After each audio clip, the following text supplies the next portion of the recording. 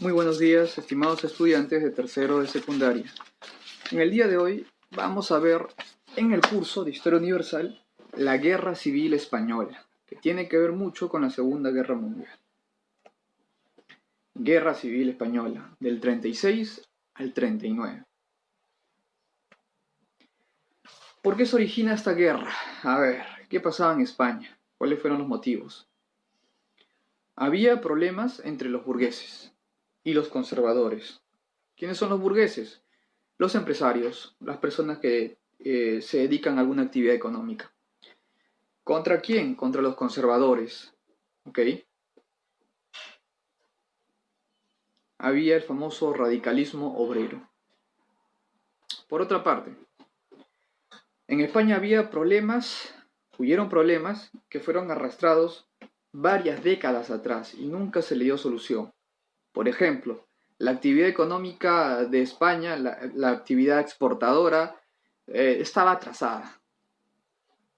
Solo habían pequeños grupos de poder. Cada vez había más pobres que ricos. España estaba dividida entre pobres, ricos, pero pobres era la gran mayoría y los oligarcas, los españoles ricos eran la minoría. El ejército español también estaba dividido. Unos apoyaban a un bando y los otros apoyaban a otro bando. ¿Eso qué va a originar? El desorden público y otra causa más que fue una excusa para comenzar la guerra civil española. ¿Cuál fue la excusa? Que mataron a Calvo Sotelo. ¿Quién es Calvo Sotelo? Es un nacionalista. Lo mataron y esta fue la excusa para que los nacionalistas se enfrenten a los republicanos.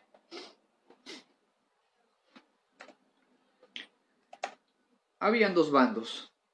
El bando nacionalistas y el bando republicano. ¿Quiénes apoyaban al bando nacional? Una parte del ejército español, la falange española, ¿ok? ¿Quién creó la falange española? Francisco Franco. ¿Por qué? Porque mataron a uno de sus representantes, que era José Antonio Primo de Rivera, ¿ok? Que era un nacionalista. Lo mataron a él y esa fue una de las excusas para comenzar esa guerra. Otros, el carlismo, y otra persona u otro grupo que apoyaba al bando nacional eran los católicos, la Iglesia Católica. ¿Por qué apoyaban los católicos a los nacionalistas? Por el miedo a que el comunismo ateo, porque no creían en Dios, influya en la sociedad española. Por eso apoyaron a Francisco Franco. Y por el bando republicano, ¿quiénes estaban? Tenemos, por ejemplo, a los burgueses republicanos, ¿okay? La clase media de España, a los partidos nacionalistas, como por ejemplo el Partido de Cataluña, Galicia y Euskadi, a los obreros, a los sindicatos de obreros y a los militares españoles que eran leales a los republicanos. Los militares un grupo apoyaba a los nacionalistas y otro grupo apoyaba a los republicanos. Esa fue la división. ¿Quién apoyaba a quién? Este conflicto se vuelve internacional. Europa ya estaba pasando en el 39 los inicios de la Segunda Guerra Mundial. No olvidemos que Francisco Franco tenía una amistad con Adolfo Hitler. Y resulta que Alemania e Italia, los dos eran gobiernos fascistas. Y Francisco Franco, que era el líder del franquismo, que era el líder del nacionalismo español, también era partidario de este movimiento. Así que hicieron una muy buena amistad. Pero ¿qué pasó? Por otro lado, Gran Bretaña y Francia decidieron no intervenir, no apoyar a los republicanos. ¿Por qué? Por dos motivos. El primer motivo era que Francia y Gran Bretaña no querían otro país más que esté involucrado en esta guerra. Otro motivo era que si apoyaba a los republicanos y ganaban los españoles republicanos, iban a tener influencia soviética, porque los soviéticos apoyaban a los republicanos, así que no le convenía. Gran Bretaña y Francia decidieron no apoyar a la España republicana por el miedo a que tengan un enemigo más que vendrían a ser los nacionalistas. Otro miedo era que la influencia soviética llegue a influenciar a toda España. Por otro lado, el bando nacional, el bando de los nacionalistas, tenía mucho apoyo. Por ejemplo, los alemanes le van a enviar aviones de guerra,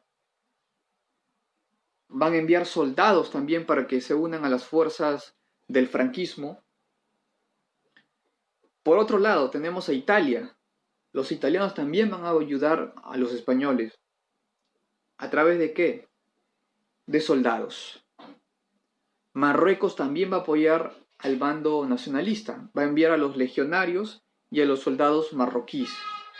Portugal también va a apoyar, va a permitir que los nacionalistas sean apoyados por los portugueses. O sea, a Francisco Franco lo apoyaban varios países, recibió mucha ayuda, ya sea con armamento, con comida, con soldados. Mientras que al bando republicano no tenía mucha ayuda.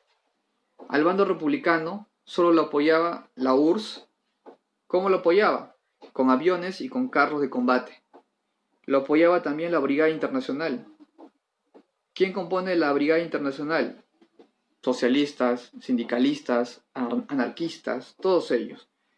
Pero si comparamos el bando nacional con el bando republicano, hay una gran superioridad numérica de soldados y de armas. Desde ya el panorama para los republicanos era muy difícil, muy difícil. En 1936 comenzó la guerra. ¿Okay? El primer lugar fue Marruecos. Desde ahí comenzaría el enfrentamiento. Francisco Franco, el franquista, el dictador español, va a tomar las Canarias. Va a llegar a las Canarias y los va a tomar. No olvidemos que Francisco Franco tuvo apoyo italiano y alemán. Con este apoyo italiano y alemán va a cruzar el estrecho. Va a llegar a Castilla, a Navarra, a Galicia, Cádiz, Canarias, las Baleares y el norte de África. Y va a salir victorioso Francisco Franco. Pero los únicos lugares que por el momento no va a poder tomar Francisco Franco es, por ejemplo, Madrid, Extremadura, Andalucía, Cataluña y Levante, entre otros. Por el momento. Pero vamos a ver que cuando los republicanos van retrocediendo, van perdiendo todo lo que habían ganado. En el 37, desde junio hasta octubre, se van a tomar puntos estratégicos en España. Por ejemplo, ciudades que se dedicaban a la industria. Esas ciudades importantes que mueven la economía van a ser tomadas. Y en diciembre se da la batalla de Teruel, en el cual los republicanos y los nacionalistas se enfrentan. Pero en un primer momento los republicanos van a ganar, en un primer momento. En un segundo momento los republicanos van a retroceder.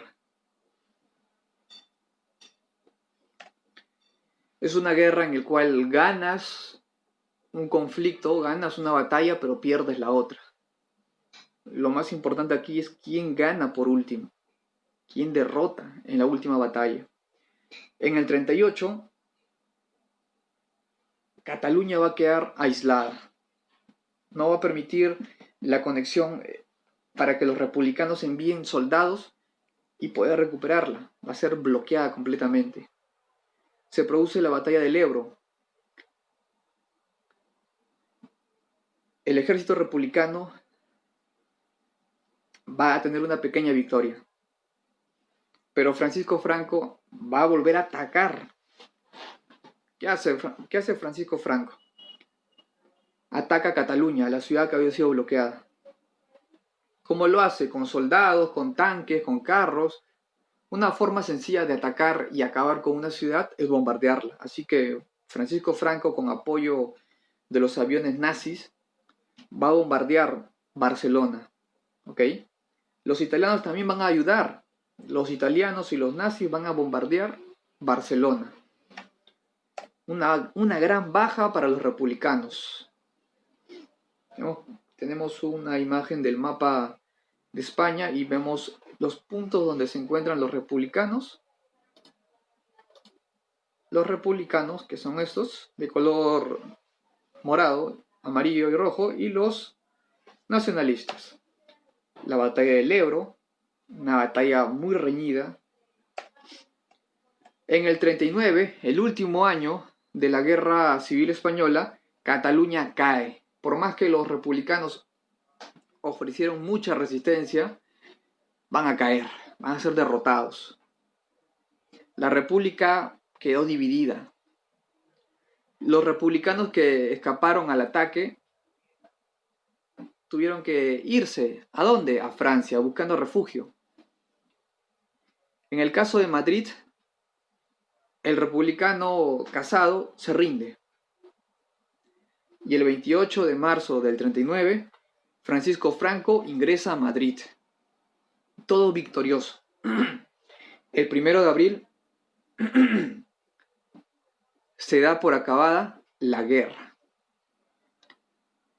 Y Francisco Franco va a gobernar durante 40 años España, bajo un régimen militar, bajo un régimen dictatorial. España fue gobernada por 40 años, aproximadamente hasta 1979, por el franquismo, que le hizo un gran daño a la democracia española, un gran daño a las personas que no pensaban como pensaba Francisco Franco.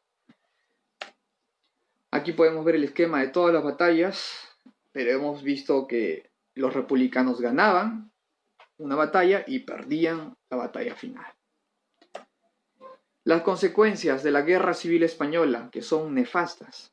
400.000 españoles que apoyaron a la República fueron exiliados a México, a Francia, a Argentina. ¿Por qué se exiliaron? Por miedo a que el franquismo los mande a asesinar o terminen presos. ¿Quiénes se fueron buscando refugio o asilo político? Intelectuales, políticos, soldados, republicanos. A nivel económico, como fueron destruidas las fábricas, hubo una reducción de producción, de exportación. Las fábricas quedaron destruidas, no se podía crear nada por el momento. La producción agraria también tuvo un retroceso. Se destruyeron edificios, carreteras, colegios, sitios estratégicos. La economía en España fue de mal en peor. ¿Por qué? Porque se tenía que invertir mucho en reconstrucción de infraestructura y eso es muy caro. A nivel político, los españoles tuvieron que soportar por 40 años un gobierno autoritario, soportar a un dictador, un gobierno que los españoles no habían elegido. Los españoles no eligieron a Francisco Franco como su presidente, nunca lo eligieron. Y este presidente, este dictador, que no era presidente sino dictador, no le importaba los derechos humanos. ¿Ok? Así el extranjero le reclamara, no le importaba lo que el mundo le decía. Él gobernaba de forma autoritaria su país. En la parte social hubo mucha represión. A nivel cultural hubo un retroceso. O sea, no estaba prohibido cierto tipo de manifestación cultural. Y también la ciencia quedó estancada, porque muchos de los científicos, por miedo a la represión del franquismo, tuvieron que escaparse a otros países.